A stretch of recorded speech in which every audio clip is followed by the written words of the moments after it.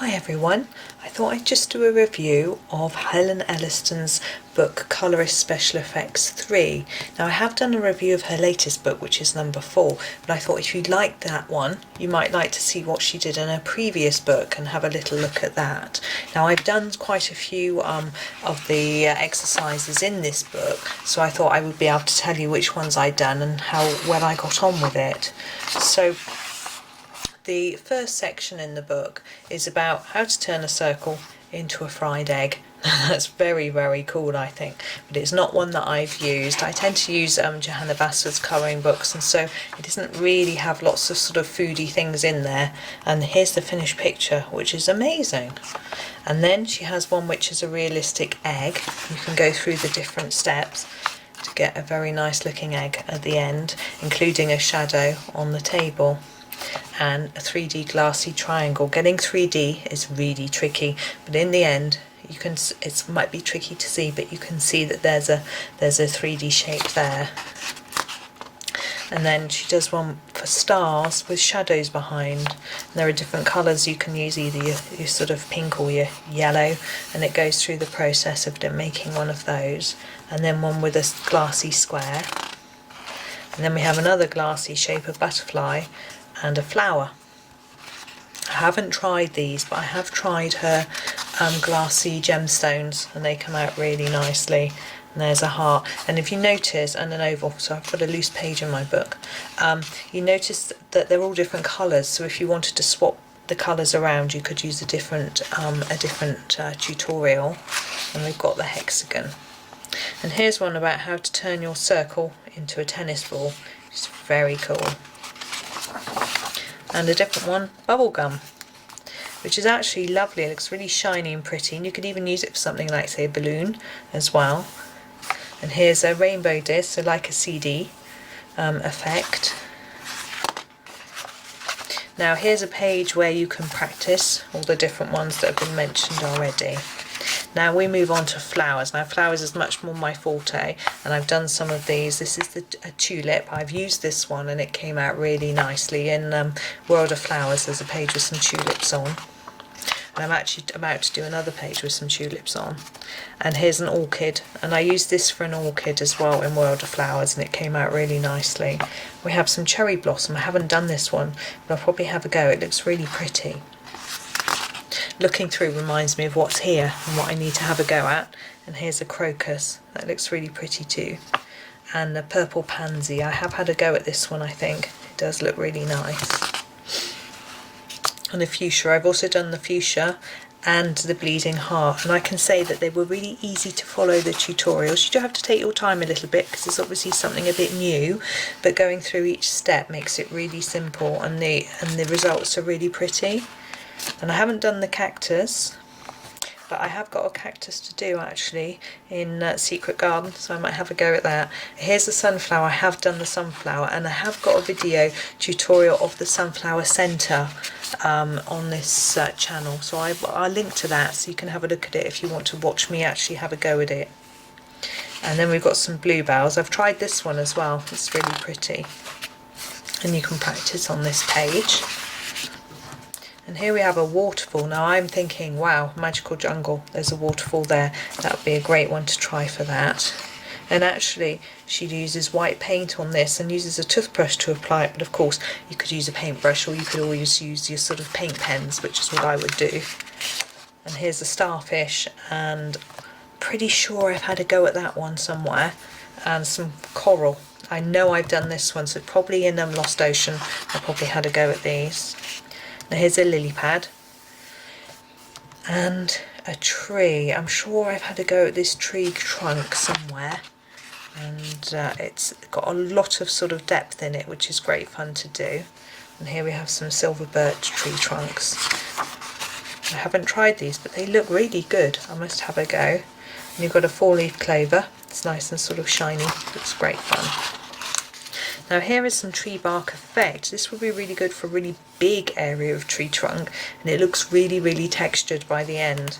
So that would be great fun to do. Here we have an elephant, and to get the skin texture right, again, Magical Jungle we've got a couple of elephants, so that could be a great fun place to try that. And we have some bamboo. Now honeycomb, I've seen quite a lot of pictures lately with honeycomb on, and there are various tutorials around, but this one looks quite fun. And what I find interesting is that she tells you to sort of vary it at the bottom here to make each hexagon look different. I think that's quite an original idea. And here we have a honey pot. I think there's a honey pot in Ivy and the Inky Butterfly. And some bees to do. There's plenty of bumblebees in Johanna Basford's books, and this one looks very cool. I must have a go. I have not tried this one. And then we have some splashy waves, and again this one is paint splodges where you could use a toothbrush. It looks like messy fun. Now I've done this one 3D filigree with this sort of silver. I did this in Ivy and the Inky Butterfly where there was a page with just some swirly bits, and it came out really well. I was very pleased with it. And there's a pencil here. This could be handy. There is a page in World of Flowers with pencils in, so that could be a fun one to do. And a textured teddy bear.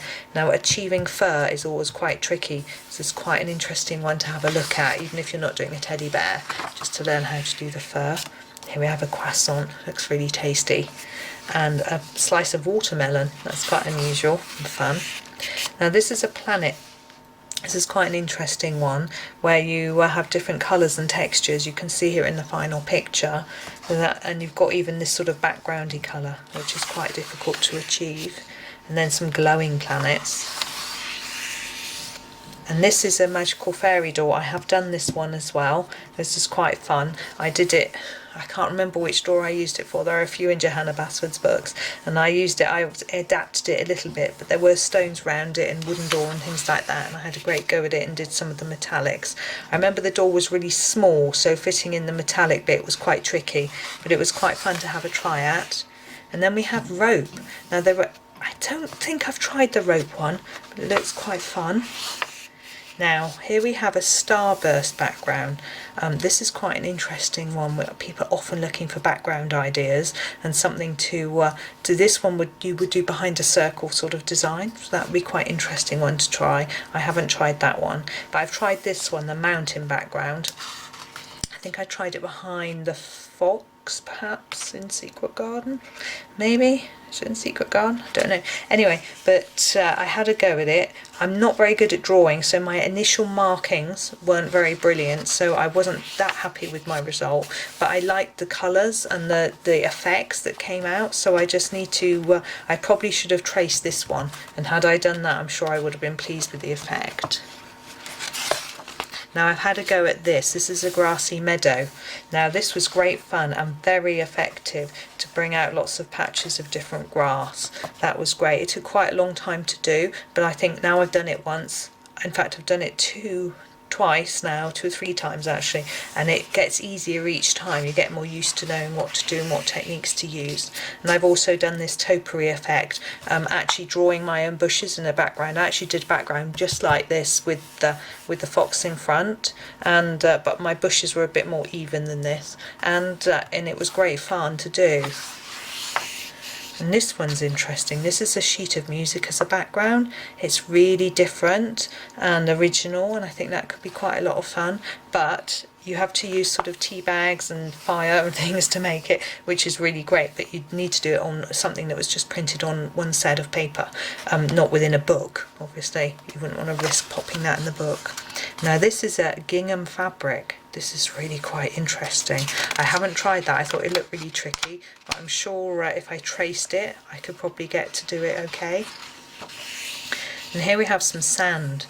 I haven't tried out the sand, but I think it looks really cool.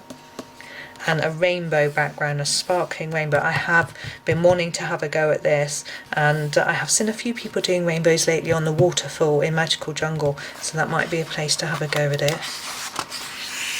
Now marble effect. I haven't tried these marbly bricks, but they look quite fun. But I have had a go at these rustic looking bricks, and they were quite fun. I do like doing a brick wall though. You see, I've got a tutorial on how to do my own stone wall. It's not actually red bricks, it's stone. And here's some raindrops.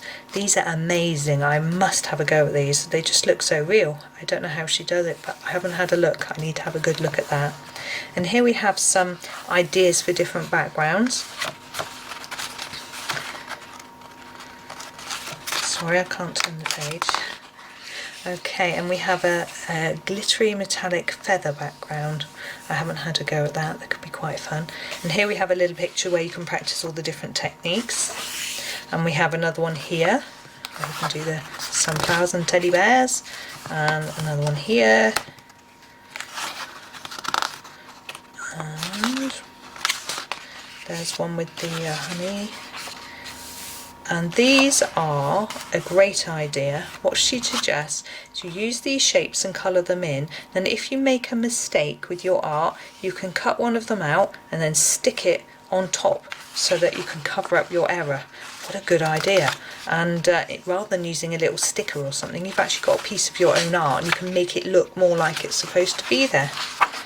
So that's that one. So I hope you enjoyed that and found that useful, and you might want to have a look at it and see if there are any ones that you want to have a go at yourself. It is available to buy on Amazon, and there is a link in the description so you can grab it if you'd like it. Thank you very much for watching.